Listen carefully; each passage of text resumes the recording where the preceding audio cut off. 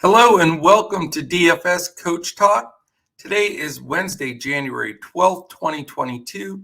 I am Joe Saravati, affectionately known as Coach, and I am here to talk about this week's PGA Tour event, and it is a really good one. It's the first full field event of the year, and it's played at beautiful Waialae Country Club in Honolulu, Hawaii, and it is a great tournament to watch. Just to close the chapter on last week's tournament, that was something to view as well.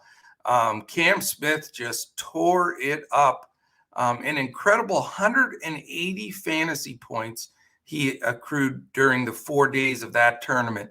I don't know if I've ever seen that big of a number, but yeah, you had to be in the 800s just to cash. So they went low, that's for sure. When you break 30 under, that's some serious golf, and it was fun to watch. I think we're going to see some low scores again this week. The weather is very similar, around 80 degrees, no wind, hardly at all, and it rained enough there that the fairways and greens, especially the greens, are soft enough that they're going to hold. They can really shoot darts at these pins. So very excited to see some great golf again, and it's going to take a combination of putting everything together just like Cam Smith did. And it's amazing, guys, like John Rahm, shooting such a great number, and that would normally win the event, but not this year. And we may find the same scenario here. The Waialae Country Club is beautiful. It's a par 70, as opposed to the par 73 we had last week. But again, you've got plenty of room to drive the ball. You're not penalized hugely, if you spray it a bit. And it's just going to take putting the great iron play and hot putter together to win it. So definitely going to be a fun one. It is all 144 players are entered. So we've got the full field. It gives us a lot more options from the DFS side of the world. And then we're back to where the top 65 and ties make the cut after the second day.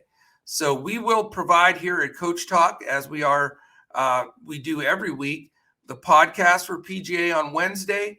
I will be posting my PGA full lineups for this entire tournament. And then we'll be back on Friday to post the weekend only slate for this event also. So hopefully we can hammer at both of those. We definitely had some good cashing last week and looking to do the same thing again this week. Other than that, it's, a couple of interesting tidbits here as we're going through things. 8 of the last 10 players that have won this event had played in the tournament the week before. So that Century Tournament of Champions becomes a key indicator to generally 80% of the time over the last 10 years. If you played in that event, you were one of the guys that won this one. So that's something we're going to keep an eye on. I think some of those guys are still priced well. Some of them are priced up a little bit that did very well in that event. So we'll be focusing on that throughout. I think it makes it a very key factor, because, having that week in Hawaii, having that preparation, feeling the juices flow for some of these guys that took a little bit of time off, I think it makes a big difference. And in golf, really a lot of it is about recency. Yes, guys play well on specific courses. I certainly weigh that, but what seems to weigh the most a lot of times is recency. However, I'll bring this up because golf is tough. Golf is you really have to bear down and work at it. You can't just throw darts at the board and expect to cash in PGA. But last year in the Tournament of Champions, would you believe that Kevin Na finished dead last, and then the following week here at Sony, he won it? So recency, yes, but Kevin Na has played this course a lot. And that's the other big distinction, that I wanted to make here as we go through some of these numbers is there's a tendency for guys that have, become accustomed to playing this Waialae Country Club multiple times tend to do better. The first or even second timers, it usually takes a while to get much better at this course. Not sure why that statistic is there, but it shows true over a good sample size that, really the combination that I'm looking at when I'm building, as far as outside of the initial numbers and odds and everything we look at, is, have they played this course multiple times, and did they play last week? I think those two pieces will be very important for me as I build my lineup. All right, a couple of things I wanted to look at here. We had, here are the top finishers, top 5 finishers the last 3 years that are competing in the tournament this week. And again, this is an important piece. Last year, it was Na, Kirk, Leishman, Simpson, and Steele. So big check mark for those guys. The year before last, it was Smith. We know Cam Smith a little bit. Steele again, Simpson again, and then Kisner and Palmer. 3 years ago, it was Kuchar. Kuchar won it. Putnam was second. Corey Connors, Leishman, and Swafford. Those were the top 5 finishers the last 3 seasons. So keep those guys in mind as we go through some of this information. Again, it's not a premium to drive the ball straight this week, just like last week. Certainly it always helps, jam it right down the middle, but you can let it go and you can spray it around a little bit, and you're not, penalized as much with the rough. You can still get it there and have a decent putt for birdie. So, the long hitters get to pound it a little bit. But there's been a consistency. You look at the last 3 winners, Na, Smith, and Kuchar, not the longest hitters on tour, but, especially Na and Kuchar, but they are accurate. Their iron play is fantastic. So, it is a combination. It's not one of those events where we say you have to drive the ball straight, or you're in deep trouble, or you have to be phenomenally long. The course is only 7,044, which is a chip and putt for these guys, it seems like. But remember, it is a par 70. So it is much shorter than last week's event. But that par 70, you've got to be a little bit tighter. And it is going to take a big score to win it again. I mean, there's no question about it. You're going to have definitely rounds in the 60s consistently from a lot of these guys, especially with no wind and softer greens. I mean, that's the bottom line. So, guys that can go low definitely, have to have also a check mark this week. One other statistic I wanted to throw out there is shots saved tee to green. That is a key factor that's worked out well on this course. I mean, it works out well on every course, but specifically a standout. And I'm just going to go through a couple of names. It's not going to be any, here's the value guys that are going to break the slate, but it does solidify some of these big names for a statistic that also counts. And another check mark you can put for guys that shots saved tee to green that really do well. And it's Jon Rahm, Rory Sabatini, Justin Thomas, Sungjae Im, Taylor Gooch, and Colin Morikawa.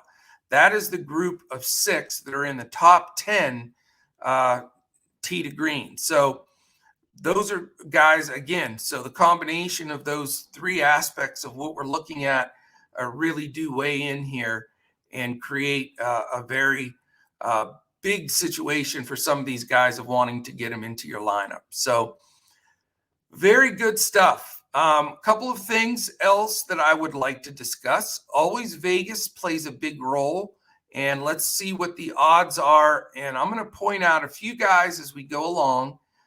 First of all, I'll just give you the top 10 favorites to win the event, because obviously the 1 or 2 key guys have to go off big time if you're going to smash this slate. So the buy-up guys, Cameron Smith is the favorite at 9-1, Webb Simpson at 14-1.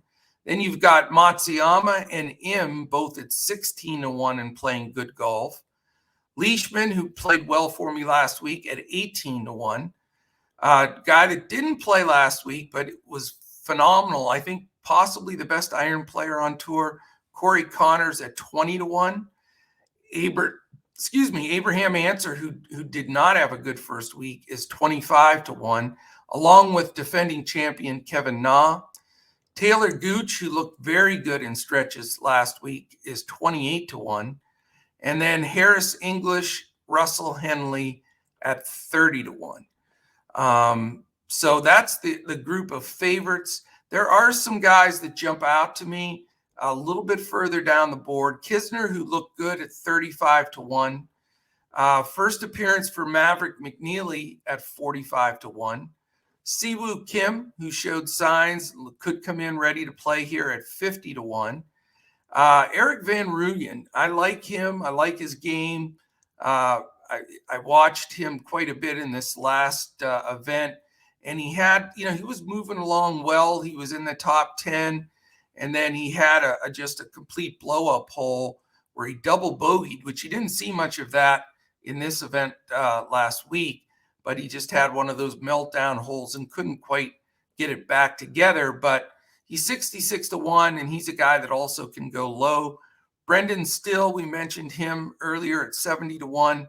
He's got some good performance here. Chris Kirk finished second last year. He's 75-1. Brendan Todd, we mentioned multiple times, at 85-1. And then the last couple guys, Patton Kaziri, he's a guy that fits well on a course like this. Good iron play, good putter. Kuchar, 110-1, won it 3 years ago. Never know when he's going to have a flashback to some good numbers. There's a couple of guys. One I want to mention also, Takumi Kanaya. He's 135-1, but he's a really good Japanese player. And this is the Sony Open, and they want to have some representation here. So just one of those value plays to keep in mind, because he definitely comes in a little bit cheaper. So that's sort of a look at the odds for this event. Let's talk just a little bit of pricing as well. And I'm going to refer to DraftKings right now to give us an idea. Of course, Cam Smith's the most expensive, and he should be. I mean, just played absolutely insanely well last week. He's 11-2. So, very expensive price on him for sure. Looks like DeChambeau, who withdrew, he's not going to play, by the way. And we don't have John Rahm on here either. So I mentioned him and his finish, but he is not playing this week either. The guys that really come up, the pay-up options, Matsuyama at 10-6 and Simpson at 10-5, very solid plays. I really like the way Sungjae Im is playing. He could be a pay-up option for me at 10-3. I may go right back to Mark Leishman at 10K. It's a little pricey, but he is playing terrific, and really enjoyed watching him a lot last week. Kevin Na at 9-9, a little pricey, but he is the defending champ, so you got to fear him a bit. I played Corey Connors probably more than anybody last year, and he was really good. He's 9-6, and I think a fine pay up. Taylor Gooch is another guy that looked really solid, plays well in Hawaii. He's 9-1 and certainly deserves some interest. As far as the guys that are more mid-range pricing, I like Maverick McNeely at 8-3 and Erik van Rooyen at 8-2. I think you can consider both of those guys without question. Here's a guy, Cameron Davis, that's very scary on this course and could do well. He's 8K even. We know Brendan Steele and Chris Kirk both have some good numbers here. They're 7-9 and 7. They're both 7-9. Guy that I like on this course also is Ryan Palmer. He's a guy that has a top 5 here, and he's 7-8. As far as, let's page down and look at a couple. The Kanaya that I mentioned, the Japanese player, 7-4, which is a little high, but he's no joke. The guy can play. Kazire is 7-3, another cheaper option that can help get you there. And let's try to pull a few more names. Harrison Swafford, or Hudson Swafford, I should say, 6-8. Again, he's had a top 5 here 3 years ago. Just a little more risky, but when you get down to these cheaper prices, you got to be concerned there. Putman, who has a second place finish here, good, a nice game. He's only 6,700, and I think that's about it for guys that are on the cheaper side. It's not going to be a real stars and scrubs kind of build here. I'm expecting it more to be, buy up for one stud and then try to make a medium to medium low build the rest of the way, and not have to go down to a guy super cheap. Because we have the big stress that we didn't have last week is that cut.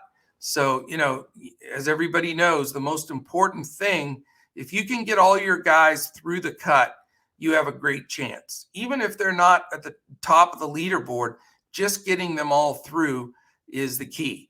So, when building lineups, the strategy is definitely different in these cut events. So that's what we're going to be looking for, consistency. And really, some of those mid-range guys, they've gotten it done. Their percentages of making the cutter really well. And again, that combination, if they played last week, if they've played this course at Waialae multiple times, and what their recent form looks like, it gives you a really good shot to at least get these guys through to the cut. So that is it. Hopefully that gives you a good idea of what this tournament is going to look like this week. It's a lot of fun watching too, because just like last week, it's live in the evenings. So you get to watch live golf when you're chilling, and can flip back and forth to basketball and football on the weekend. So it's going to be a really super power-packed event and weekend of sports. So looking forward to it. If you want to join us here at Coach Talk, go to dfscoachtalk.com. We have as little as a 3-day pass for $10. And then we are announcing tonight a really fantastic special, best one we've done, I think. It is we're calling it the 4-sport special, and it will go from the day you sign up, which could be today, all the way through to the middle of June. So this special, when we announce it and put the pricing out and have it ready to go this evening, it'll include all of our PGA as you're watching today. So everything with PGA throughout each week, including the weekend only slates. It's going to include all of your NFL playoffs and Super Bowl, a good 3.5 months of Major League Baseball, which is coming soon. Very exciting there. And then, of course, every single NBA slate, bar none. We got them all from now until the playoffs finish in the middle of June. So we've got you covered here. Keep an eye out for that 4-sport special offer. It'll post everywhere on Twitter, on our website, and everything tonight. But if you want to just try us out first before you commit to that, it's a great day to do it. 3 days, $10. Join, we'll get you right into our Discord. So thank you so much for listening. Love this PGA stuff. Can't wait to watch some beautiful Hawaii golf throughout the week. And we'll definitely be back again next week. Andrew will rejoin me for next week's pod, and we'll be ready to crush it in PGA DFS.